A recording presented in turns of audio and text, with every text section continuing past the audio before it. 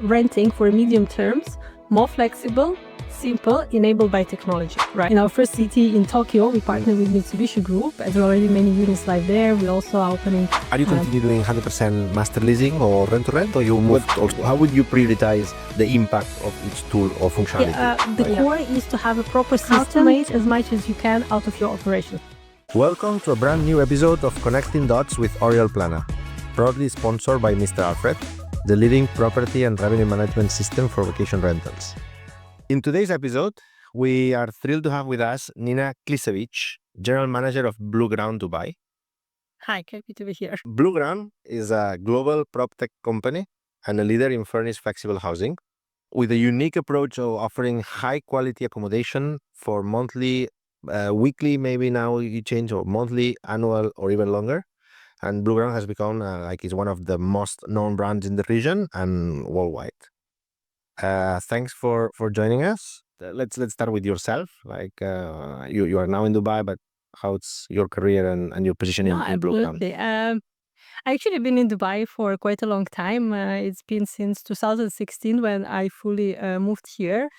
But in general, before I traveled a little bit around the world. So I lived I'm originally from Belarus, and I lived in Poland, in Italy, a little bit in France, in Singapore, and then finally moved here.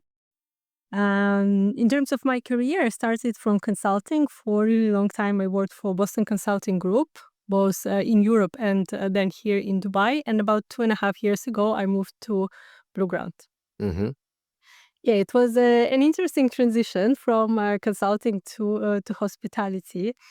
But I would say it was more for me to move to more operational and executional role as a general manager.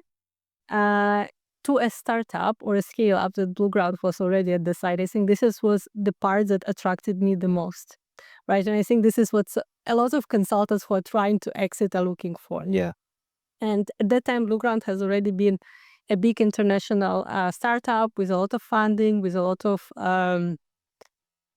presence. I think at that point we were at around 30 cities around the world. So it was a no-brainer to join such a successful startup in Dubai. And what's the main difference you see from consulting and because consulting, especially in top consulting like BCG, is like 24/7 work, but hospitality as well. Yeah. I think there are a lot of differences, right? So of course it's also high intensity job, right? As anyone would know, whoever runs a company, right? But I think the difference is that, especially in the decision-making positions, there is much more flexibility, right? Of course, it's for 24/7, but if you have a system in your company, if you have technology that supports it, you have processes and good team, even if there are escalations or necessities, the decision-making is fast, right? And then we go into execution, right? My input usually is needed as a decision-making part, right? Which doesn't take too long. When it comes to consulting, it's slightly different, right? So there is a lot of thought leadership and bureaucracy, probably.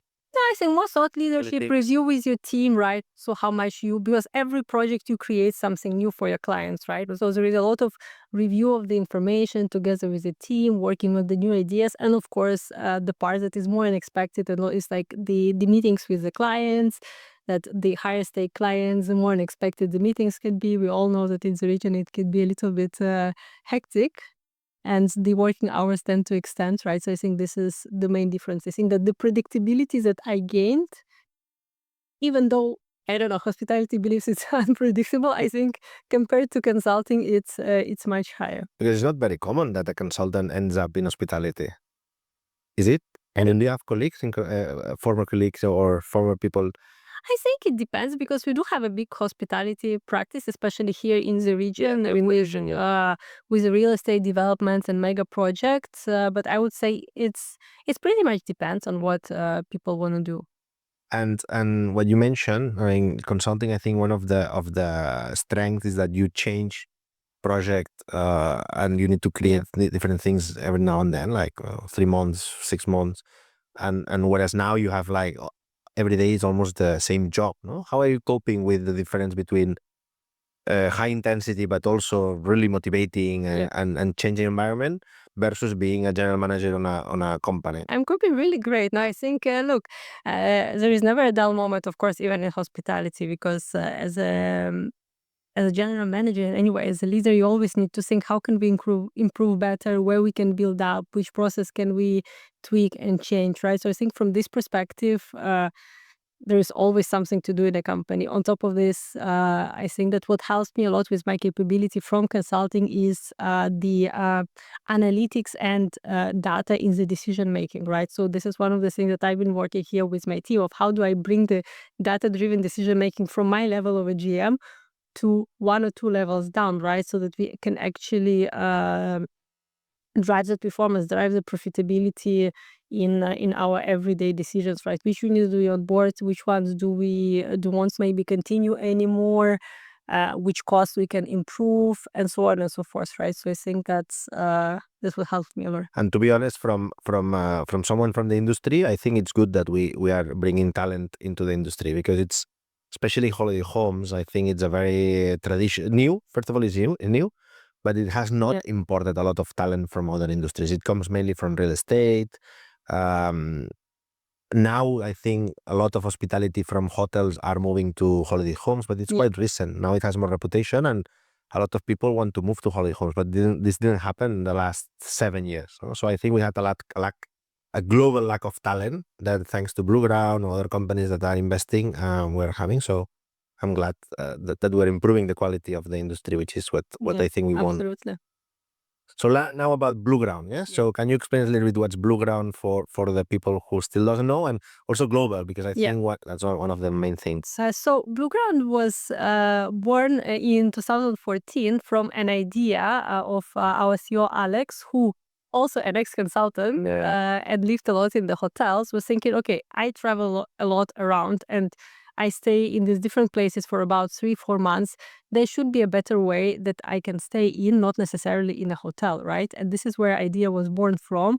So the main premise is how do we make the renting for medium terms more flexible, simple, enabled by technology, right? And so this is where we came from and things that we try to tackle, right? So flexibility, okay, we offer the contracts of 1 month plus for furnished rentals instead of full year. Simplicity of where you do not have to deal with the agents, with the landlords, and you just deal with a company enabled by technology, you can do everything online. Today seems simple, but if you bring us back 10 years ago, right, where there was not even Airbnb or very initially with all of the marketplaces, it was quite an innovative idea. The furnished, right, in many, not in Dubai, but in many European countries and in US, it's really hard to find furnished rentals. Again, there is a shift in the market for sure in this 10 years. And again, and technology enabled, right? How do we do everything? For example, from the very beginning, we try to do our contracts online. We do have our app where guests can communicate with our support team, find every details of our apartments, the check-in instructions for the appliances that they need to use, add additional services if they want to order a cleaning or things like that. Right. Fast forward to today, 10 years later. So we have ever expanding presence. We are in about 40 cities globally right now with 18,000 units under management. We have different models that we operate now. So we have, of course, core of how we started and how we grew. Now we also in US, for example, we offer on-demand units in the cities which, let's say, are smaller, where cannot justify growing the size of where we are, like in New York or Dubai. We offer the service on demand. So, for example, if we work with a company, they can come to us, okay, we need 10 apartments here for this period, and we'll find them, furnish them, and operate them for this required. Oh, wow. We also have developed our franchise model. So basically now we are growing by finding the local partners in different global cities, so which allows us to grow faster and more efficiently. Well, we partner also with the local real estate experts who've been in the city, in the industry, to make this a success. So, for example, in our first city in Tokyo, we partner with Mitsubishi Group, and there are already many units live there. We also are opening Bangkok, Riyadh, Prague, and It's still growing. We'll see more cities coming, both globally and also here in the region. We also have started another initiative, which is called Partner Network. It's been operating for about a year and a half now. It's been very successful, where we basically act as a marketplace for our competitors, right? So the idea is, how do we lift up and make the industry better for everything? Because I'm sure we all of us have seen around the globe the increase of the commission from all of the OTAs, right? So Airbnb went from 3% when they started to now 15 and 17 in certain properties, right? So we thought, okay, we have a big network. Actually, 85% of our bookings come directly from us. So we thought, okay, how we can leverage it, right? We cannot always satisfy all of our demands. Maybe we are not present in certain areas. So this is how the idea was born. So yeah, so this is kind of in terms of the company itself. In terms of what do we offer and how we differ a little bit from typical holiday homes is that, as you said, we focus on the 1 month plus, right? So this is our main target. So majority of our actually stays are midterms. So we target to the people who, for example, come to a new city and they don't know which neighborhood to live on, so they can try on instead of committing to a lease in a city they don't know. Or maybe it's a company who has an employee coming for a project, or a nomad who is traveling around the world and work from different cities, right? So this is kind of the core of ours. We also try to expand more in getting longer. Many people decide after this initial 1 or 3 months that they like it. Actually, it's a very convenient because everything is taken care of, utilities and so on, and they decide to stay and continue to renew with us. So this is our main focus. And I remember when you started here in Dubai, at least, that you were using also this innovative model of subleasing, right? Or rent to rent or master leasing, you name it. And I think you were one of the first ones. Now everyone tries to do a similar concept of Yeah. subleasing. Are you continue doing 100% master leasing or rent to rent, or you moved also the business?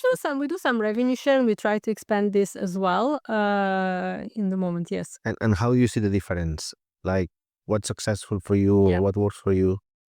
I think these are slightly two different segments of landlords, right? And it's also two slightly different business models. So yes, indeed, many people try to do lease sublease, but it is a high cost business, right? Because you commit to rent for a year here in Dubai. In some other cities, it can be 3-4 years, right? And then there are certain exit clauses. So what's important here is that how do you ensure that you have the high utilizations, that it makes sense to, and it's profitable to actually have this submodes. This is one. Two, you also need to have financial resources, right? Because again, depending on the city, but especially in Dubai, you often pay the rent in advance, right? For the year. Now it's changing a little bit. There are operators watching, but still, at least 3-4 checks. And you usually do it before you have the guests and before you have the inflow from the guests, right? So that's another thing to consider. So especially if you're trying to enter this business, that it means that you need to be to have a lot of cash flow upfront, right? But at the same time, it offers you certain stability, right? In terms of having the unit, depending on the market up and down, right? You can negotiate different rates, so you can have lower rates when the market is going up. So there are a lot of technicalities of how you manage it. But the main part is that, how do I reach certain level of utilization to make sure that it's profitable? So because in revenue share, every day that you don't rent, you don't make revenue, but you also don't lose, right? On the lease sublease, you do. Yeah, and actually, there was a debate that I was part of in the last couple of months, and I'm not talking about Blueground because I believe your data based decisions are highly sophisticated, but there is this debate whether subleasing or managed contract can go a battle into the bottom in terms of prices. So who has more incentives or less problems to reduce prices? No, my point of view is that someone that subleases has already a sunk cost, Yeah. and therefore they don't have pressure on prices. It's better for them to get 100 dirhams than zero, $100 than zero. Whereas a management contract needs to fight for the contract every day And the way to fight and convince the landlord to continue renewing the contract or keeping the relationship is to prove that the revenue is good every day. No? How do you see that in your portfolio? Look, I think it's a combination of this, right? Because of course, as a lease sublease, there is not the lease is not the only cost, right? Of course, you also have the overheads and variables, right? So there is a certain price point below which doesn't make sense to go, right? So I think there's, but the question is how do you establish it? And I think what also differs a lot is where you are in terms of a location of a city, and does it have seasonality or not? For example, Dubai has extreme seasonality and it seems to getting more extreme with every year. So Right? And then also, but and then within Dubai, where you are, right? So I think that in the lease sublease, the choice of the asset, exactly of the units, is paramount. Okay. Right? Because again, it depends on us, but we have a certain selection of the units. For example, you won't find in our portfolio villas or super large units, right? Because this is also not something that our target segment is interested in, right? So I think this is also maybe just to step back, right? So yes, of course, there is a lot of different models, but before talking that, who is your target, right? And based on that, because for example, the main touristic part of the holiday home business is not our core target. Yes, we do some of these bookings as well. But even there, I would say on the short term, our average is about 2 weeks. So you do short term because of Yeah, the we do. introduction. I was not certain. You do also less than 1 month. We do. Here in Dubai, The yes. property, I guess. But it's in Dubai, yes, for sure, because also a lot depends on the regulation, right? Because many cities, what we see now around the world, are increasing the minimum stay as many markets feel the pressure of the rental market by the holiday homes. Yeah. This season, we are recording our episodes in an exciting new location. Thanks to High Guest Vacation Homes, we are recording in one of the apartments in Dubai.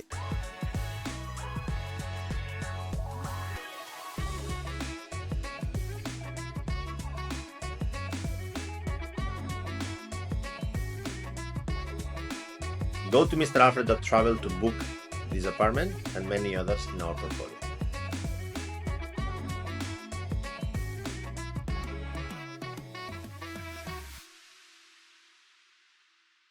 And I wanted to ask you also this, no, about the process. So where would, and you have answered it, where do you think is the importance in the selection of the asset, in the negotiation of the price, or in the management of the pricing or management of the operations? Where do you think that your main focus is? And I mean, and I know you will answer all of them, Yes. but if you Yeah. could select one that you would say, look, you know what, in the next 12 months, I want to be better at this. Yeah. Is the selection the key of the deal? Is the pricing?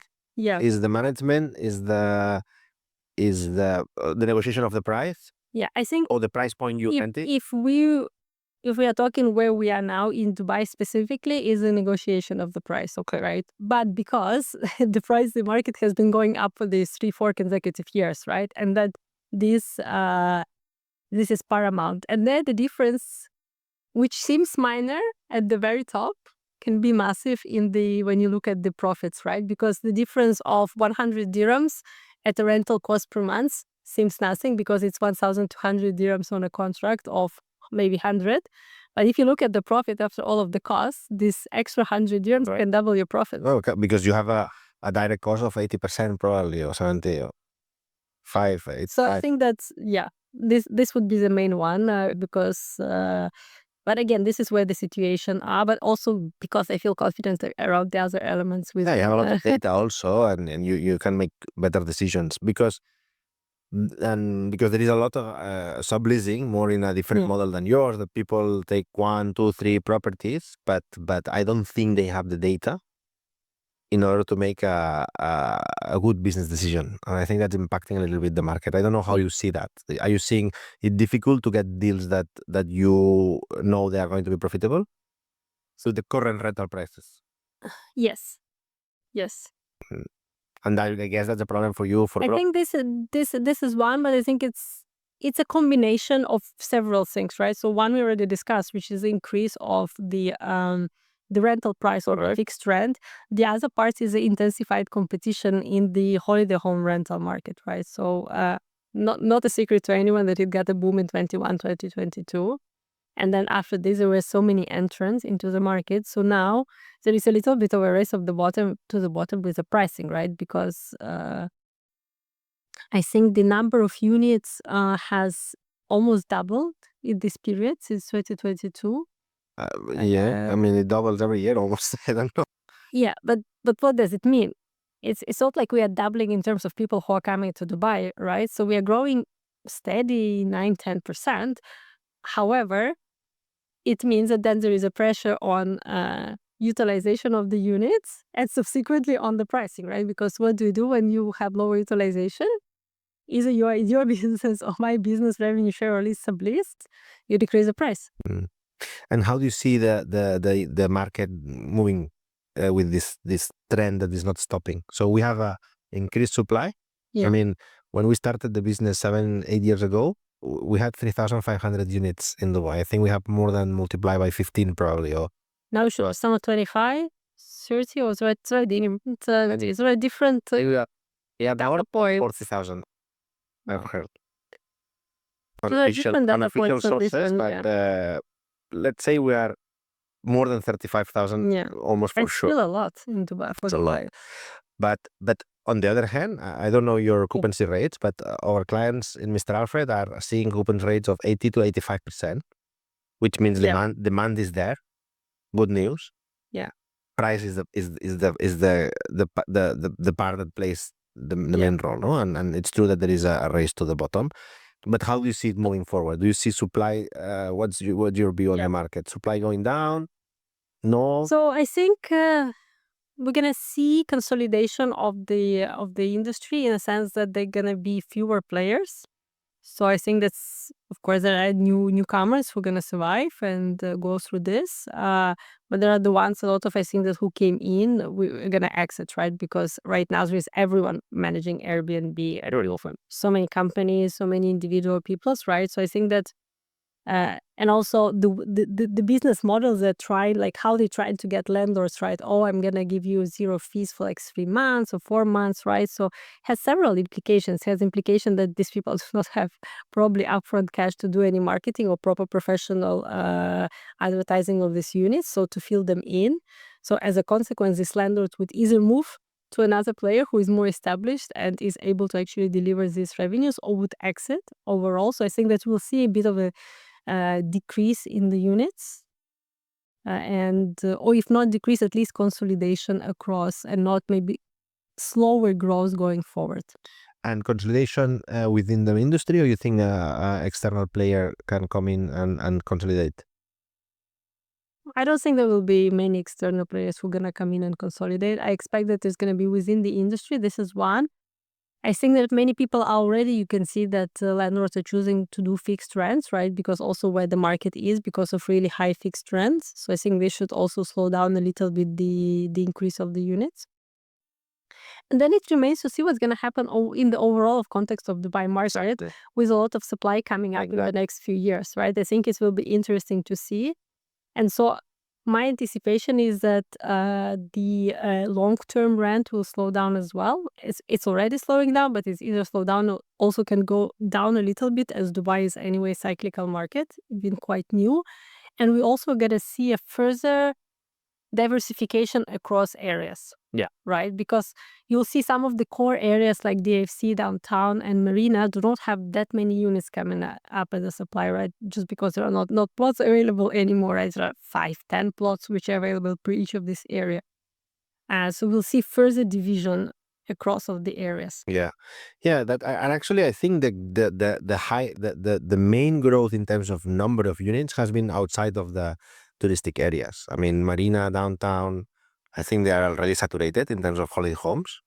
I don't know when there's a new tower if you go in to get deals, but half of the units the first day are all holiday homes. Yeah. Maybe half subleasing.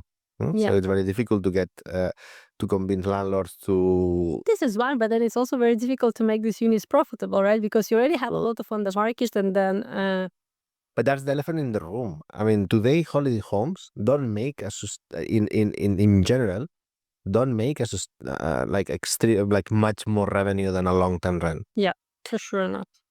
They have a lot of other benefits like flexibility, liquidity, price in terms of Yeah. selling price is higher if it's holiday homes rather than long term. Diversification of the assets. In the end, if you have a big portfolio, you don't need to make a lot of money Yeah. in all. You need to diversify to manage the risks and all these type of things. But in terms of return, I think it's been like this for a while, that it was very similar. for a couple of years, Yeah. and still the market is growing. Therefore, the investors are getting also smarter and Yeah. understanding that it's not all about the return. It's also that a reputable company manages your unit. It's beautiful. It's decorated. It's Absolutely. well managed. No? So I think there is Absolutely. a good future in the industry, in my opinion. But I agree with you. There needs to be consolidation, and in my opinion, also there should be a cleaning of the companies also because there is a lot of companies that they are not that professional, Yeah. and that's impacting everything. But I think this is gonna, in terms of a free market, it should happen naturally. It Right? should happen naturally, yeah. But the problem is it takes time, and sometimes a Yes. business has a 1 year P&L, not. Fair point. But anyway, and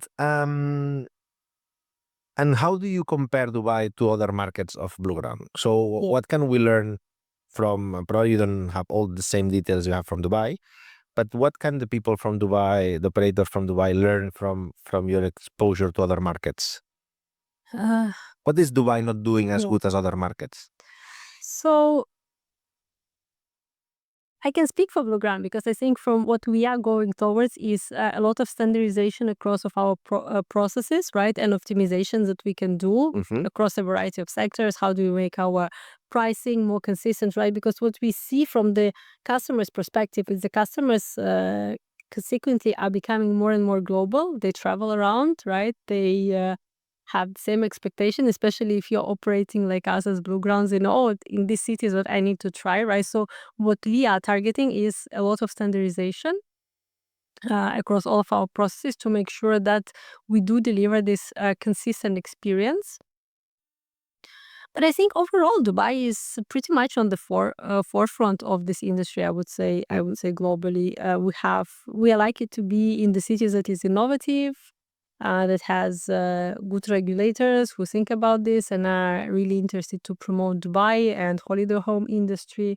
So I would say that we are already quite ahead. I haven't seen that. I think what we can do better for us is that there are markets which do not experience that much of a seasonality of such prolonged, right? So I think this is something that we can think of how do we make it better for everyone. But again, of course, we are working with a certain limitation of the climate, Yeah, and we're gonna change. and it's hard to manage this, right? But yeah, nothing comes to mind. One of the things that I've heard from other operators is the percentage of direct bookings Mm-hmm. that in Dubai it's lower than in Europe, for example. Oh, really? In your case, obviously, you said that you have 85%, Yeah, so we don't as have an this average. problem. Yeah, But it's true. I mean, our experience is that in this region, the people are less prone to book in direct in the website of the operator. interesting. Probably because there is a lot of fragmentation. There are not big brands yet that Yeah. provide the trust to do that. And because Airbnb, Booking.com are very big brands in Yeah. this I region. wonder if it's also related to the fact that maybe still a little less so now, but for people it's maybe they perceive more risk as Middle East is less of an expert area, and so you would have more trust in a European company. Yeah, definitely. And And but yeah, integration, technology. Also, in my opinion, is the size of operators. Our operator mm, here in Dubai, you have like hundreds of operators of 50, yeah, 40, 50, 60, and they cannot invest in a good e-commerce experience and for all this. sure. So Yeah. so a lot of units are out. They cannot be booked. They are Yeah. not available for direct booking. So. So for us, yeah, because we started so early in 2014, this was always a focus. Plus, we work with a lot of corporates and companies. So this helped us to increase this number and decrease the reliance of the other channels. But yeah, for sure, this is something that all of us in holiday homes who want to grow should consider. And recently we've seen, I don't know if Blueground will have an official, but we've seen the movement in the global market with Bacasa, and Bacasa got acquired by or merged with another company. Now I forgot the name. At least in the US. I don't know if there is any implications to Blueground, or Blueground is like taking any part of on this global competition of the three big Sonder is not in a very good financial, Yeah, at least in the public markets. Bacasa was not very good in the public yeah. markets. Look, from our perspective, right, we focus on what we do well and how we can become better. And I think this is enough to speak to the consumers to make sure that they keep choosing us versus the competitors, right? So I think we focus more on that than anything else. Let's take a moment to thank Mr. Alfred, our sponsor. They're not just a property management system. They're a comprehensive solution for vacation rentals, offering everything from dynamic pricing to efficient marketing. Their intuitive platform simplifies operations so you can focus on growth. Excitingly, Mr. Alfred now offers a free light version, including a channel manager with connections to over 60 OTAs. To learn more and to start streamlining your rental business, visit mr.alfred.com today. So in terms of what you do well, so you mentioned technology. Here we like to talk about technology. So how can you explain us a little bit how you use technology? What Yeah. and what allows us you to, like, what's the value proposition towards the guest, or even operationally how you use it to improve? Look, for sure, technology has been a prop tech, right? It's part of our daily work across the entire process, right? So if starting from the guest side, as I already mentioned, right? So we have a fully digital experience, either through our website or through an app, right? Where as the basic, of course, they can book an apartment, find the appropriate area or anything, and then they have the rest not only from the booking but also during the stay, right? So during the check-in, they can find all of the information of how to get to the apartment, where to find the key. For example, in Europe, we use a lot of log boxes where they can find the key with a special code. Then during the experience, they can report any maintenance issue or ask for additional services. And it's all can be done within our app. They can also extend their stay within our app, and they don't need to go back to the salesperson unless they have very particular requirements. So we try to create one seamless experience through our app. This is guest side. On the back of office of this, we have built our own property management system. We do not rely on the third parties, right? And then the benefit of this is, of course, that it is highly fine-tuned to what we need from our operations, right? So we have the system there, of course, to record our properties, all of the information about this, and then feeds to all of our listings, right? So, for example, it's also all automated, right? So with all of the other channels, right? Class fields, the Airbnb, booking.com, right? So on the side of, let's say, marketing and efficiency is great, right? Because whatever I change, I can mass change in the entire system for the portfolio and then get it into the market. So this is regarding the properties. But on top of this, we also have the entire logistical and ticketing management, right? So wherever the issue arises from the guest, it gets communicated, the tickets get created and assigned to a person, which also means that there is efficiency in terms of how do we plan and execute into the management of the portfolio. Mm-hmm. And you use AI? Yes, of course. But of course, Otherwise, you don't mean the business, eh? No, but it's very interesting, this last bit, because it's one for me one of the most complex part of any software. No, this allocation of tickets, yeah. automatic and everything. So very good. And again, you will answer me all of them. But if you were to pick one of the functionalities or one of the tools that you use, which one do you think it's really key for the value proposition of Blueground? Out of our tools. Yeah, let's say. Yeah, I mean, how would you prioritize the impact of each tool or functionality? Like, Yeah. just for all the people that are smaller operators to Yeah. understand also where's the focus, or Yeah, so I think the core is to have a proper system to automate as much as you can out of your operations, right? Because what does it mean? That it means that I am taking the error out of the system, right? So it's not someone inputting the price information, right? So it's once it's there and checked, right, then it's automated across, right? So your management of your units, I think, is core, right? Because guest needs to have this information correctly. And I think that making sure that you have it and that you can focus your time and resources then on serving the client versus updating information. I think this is core, right? Of course, not everyone can have their own app, but also maybe they don't need it, right? Again, because our focus is slightly different. If I have a guest who stays with me for 3 months, I know that the maintenance issues might happen, right? Because statistically they will. Versus someone who's staying 2 days or 3 days where you go very often to check the unit, right? So again, this you can get less of, especially if you use other channels like WhatsApp or Airbnb for communication. But the management of the units is core, right? Because that is also allows you to, of course, manage the profitability, see which revenues you are getting, which costs you're getting, and so on and so forth. So I think this for me is core. Very good. And you mentioned that you have 1,000 units in Dubai. More or less, yes. We are somewhere there. You mentioned Riyadh. So what are you operating in Abu Dhabi? Not yet. Not yet. So what are your expansion plans in the region? Abu Dhabi, Yeah. Riyadh? So in Riyadh, we have a local partner. So there we operate through the franchise model. It's a market with a lot of potential, right? Now the Saudi is growing a lot. The economy is growing. They're also attracting a lot of expats to live in Riyadh, and they need to solve the accommodation issue, right? And so it's definitely one of the markets to look out for. So we are developing there.